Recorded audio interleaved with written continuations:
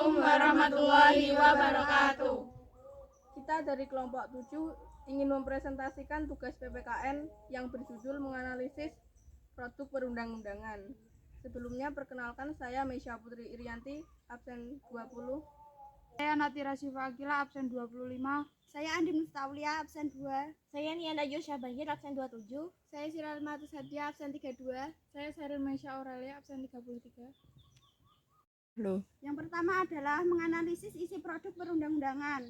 Pancasila sebagai falsafah dan ideologi. Undang-Undang MRI tahun 1945 menerjemahkan ke dalam norma-norma hukum yang mendasar. Keduanya menjadi pegangan dalam hidup bernegara, tujuan bernegara, dan bagaimana penyelenggaraan pemerintah agar memenuhi tujuan bernegara. Seluruh peraturan perundang-undangan di Indonesia harus merujuk kepada Pancasila dan Undang-Undang Dasar Negara Republik Indonesia tahun 1945. Adapun peraturan perundang-undangan yaitu yang pertama, tidak boleh bertentangan dengan Pancasila dan UUD NRI tahun 1945. Seperti halnya sila ketuhanan yang Maha Esa dalam Pancasila dan pasal 29 ayat 1 dan ayat 2 Undang-Undang Dasar Negara Republik Indonesia tahun 1945. Keduanya memberikan perlindungan kepada agama dan kepercayaan kepada Tuhan yang Maha Esa.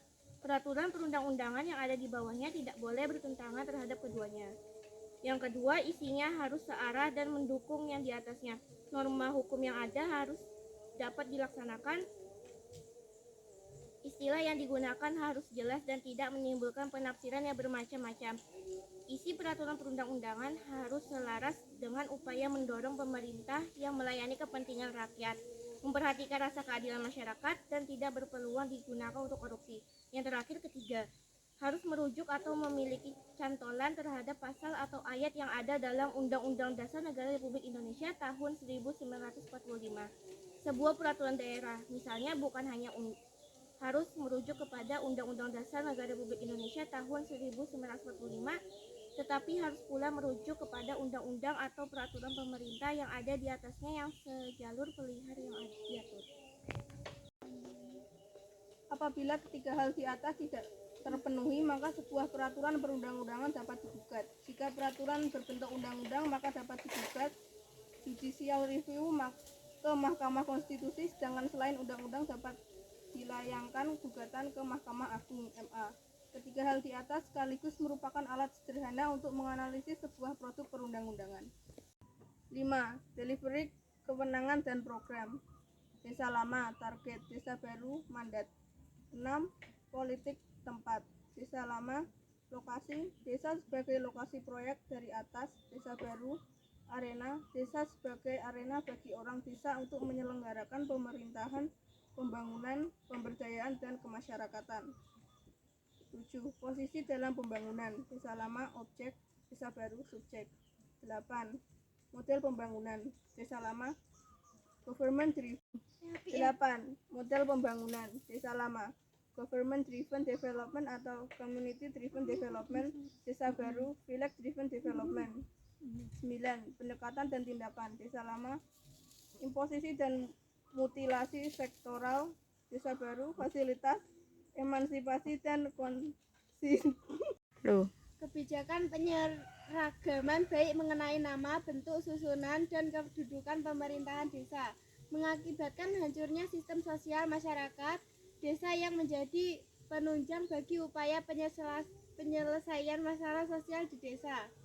Dalam Undang-Undang Nomor 32 2004, desa hanya berperan sebagai perpanjangan tangan pemerintah pusat maupun provinsi dan kabupaten atau kota dengan otonomi yang lebih luas, sehingga desa hanya sebagai lokasi di mana program-program pemerintah diimplementasikan, sementara peran masyarakat desa sendiri kurang diperhatikan. Namun, dalam Undang-Undang Nomor 6 Tahun 2014 tersebut, peran desa sebagai wilayah otonom dijamin sehingga desa dapat menjalankan perannya sesuai dengan asal-usul desa dan adat istiadat yang sudah berjalan dari nenek moyang. Penetapan kewenangan berskala lokal dan pengambilan Namun, dalam Undang-Undang Nomor 6 Tahun 2014 tersebut, peran desa sebagai wilayah otonom dijamin sehingga desa dapat menjalankan perannya sesuai dengan asal-usul desa dan adat istiadat yang sudah berjalan dari nenek moyang. Penetapan kewenangan berskala lokal dan pengambilan keputusan secara lokal untuk kepentingan masyarakat desa, keberagaman, kebersamaan, gotong royong, kekeluargaan, musyawarah, demokrasi, kemandirian, partisipasi, kesetaraan, pemberdayaan, dan keberlanjutan. Dengan diterapkannya Undang-Undang Nomor 6 Tahun 2014, desa seakan bangun kembali setelah mengalami tidur panjang dan setelah mengalami pelucutan sebagai besar otonomi aslinya pasca reformasi Undang-Undang Nomor 6 Tahun 2014 tentang desa setidaknya akan menjawab permasalahan-permasalahan di atas. Substansi yang terkandung dalam batang tubuh Undang-Undang Nomor 6 Tahun 2014 memuat tentang pengaturan desa yang didasarkan pada pengakuan terhadap hak asal-usul, penetapan kewenangan berskala lokal dan pengambilan keputusan secara lokal kepentingan masyarakat desa, keberagaman, kebersamaan, kegotong royongan, kekeluargaan, musyawarah, demokrasi, kemandirian, partisipasi, kesetaraan, pemberdayaan, dan keberlanjutan. Selanjutnya, pemerintah desa diharapkan mampu mengembangkan otonomi aslinya untuk membatasi pengaruh kekuasaan otonomi daerah yang mengancam seluruh sendi kehidupan pemerintah dan masyarakat desa. Dengan diakuinya otonomi asli desa, diharapkan pemerintah desa juga bisa lebih otonom dan mandiri, tidak menjadi alat birokrasi rezim pemerintah yang berkuasa saja. Sekian presentasi kami dari kelompok 7. Apabila ada kesalahan kata, mohon dimaafkan. Wassalamualaikum